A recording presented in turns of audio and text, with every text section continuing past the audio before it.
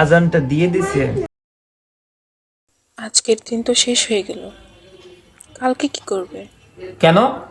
এদিকে ঘরে চাল যা ছিল সব শেষ হয়ে গেছে।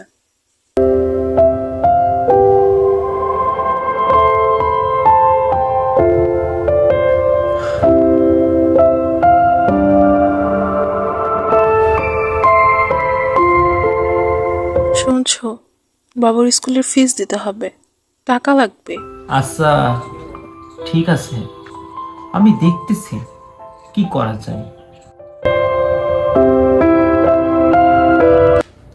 হ্যালো আকাশ, কই আছিস তুই? আমার সাথে তো একটু দেখা করতে পারবি?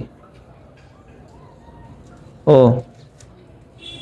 আচ্ছা ঠিক আছে, তুই ফ্রি হয়ে দেখা করিস। হ্যাঁ আচ্ছা ঠিক আছে। কি হয়েছে বল। বন্ধু, আমার একটা সাহায্য করতে পারবি বন্ধু? ও, সাহায্য লাগবে? কিছু টাকা ধার দে না বন্ধু। সরি বন্ধু। আসলে আমার ভাগ্যটা অনেক খারাপ। দেখ, তোর ভাগ্য খারাপ তোরে কে বলছে?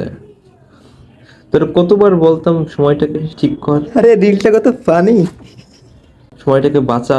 বন্ধু দেখ, তোকে একটা রিল পাঠিয়েছি। ভাই, তোর পরিবার তোকে নিয়ে কত স্বপ্ন দেখে, এভাবে ফালতু সময় রিল দেখে নষ্ট করিস না। হ্যাঁ আমি জানি।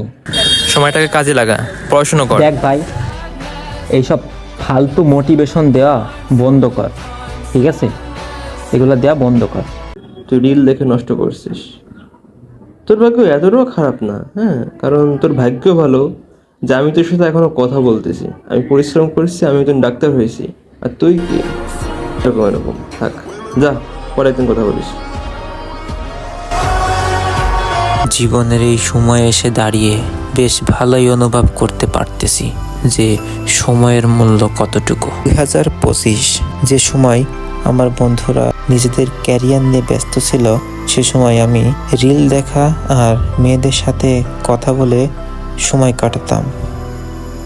যদি যদি একটা বারের জন্যে 2025 সালে ফিরে যেতে পারতাম। ভিডিওটি ভালো লাগলে সাবস্ক্রাইব করে আমাদের সাথে থাকুন। ধন্যবাদ সবাইকে।